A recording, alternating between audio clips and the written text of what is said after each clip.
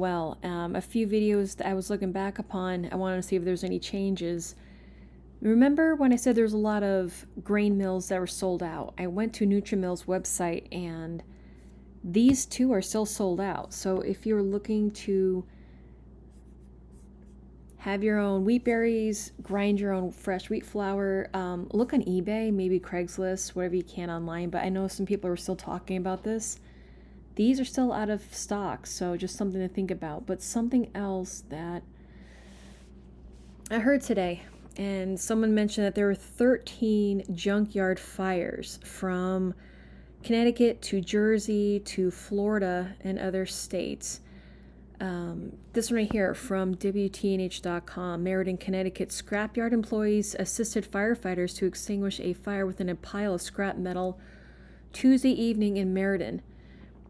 And it says here that that was under control. And then there's another one from Philadelphia. Crews battle large fire at recycling facility in Camden. And here's some video from that. This one's even bigger. They're trying to move things and doing what they can to extinguish this. So it's a lot of car parts, a lot of spare parts. If you think about what's been going on with the news with oil and gas and increasing the ethanol to 15% and how that's actually decreasing your range when it comes to driving, and also increasing the heat in your car's engine, because more ethanol, for starters, doesn't do anything for the environment. And it certainly doesn't help your engines. So if you guys want to put some cleaner in there and take care of that, be proactive. And here's one from Opelika in Florida. Fire breaks out at junkyard. Here's large fumes of smoke. Odd that there's 13 in such a short time span. I don't know if this is a local thing or if this is just something that someone happened to notice, but this doesn't really seem to be like a normal thing. Again, with new cars, with all the data and the black boxes and the sensors and the kill switches that they're now going to be manufacturing from 2027 on and on. You have vehicles with cameras watching you if you're impaired or not. The car is going to be judge and jury if you are fit to even drive. So whatever vehicles you may have, trucks, cars, whatever the case may be, just a suggestion, maybe stock up on parts, supplies, oil, that's a given, oil filters, and so on.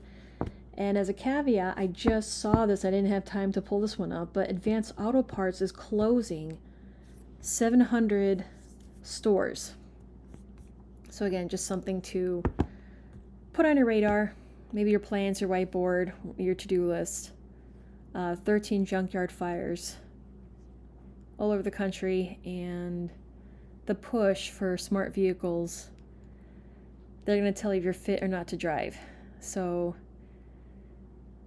if you're like me and you live in a part of the country where you get 4 seasons, including snow, and you're praying to God that the ABS doesn't kick in when you're trying to get some traction and go up someone's driveway or just drive around, and you got to time it right, just make sure you hit that button because you don't want to lose that traction because the car is going to want to slow you down. Can you imagine what it's going to be like just trying to get car parts and spare parts and so on? So if you want to throw this on your to-do list or just have it at least on your radar, whenever you're driving, maybe get some spare parts, alternator, starter, oil filters, so on. Belts, chains, whatever the case may be. So just something to think about, plan ahead, and at the very least be aware of. So let me know what you think. What are things like in your area? Are there plenty of parts, plenty of oil? I'd like to know. But with that being said, you guys be safe and well. I'll talk to y'all later.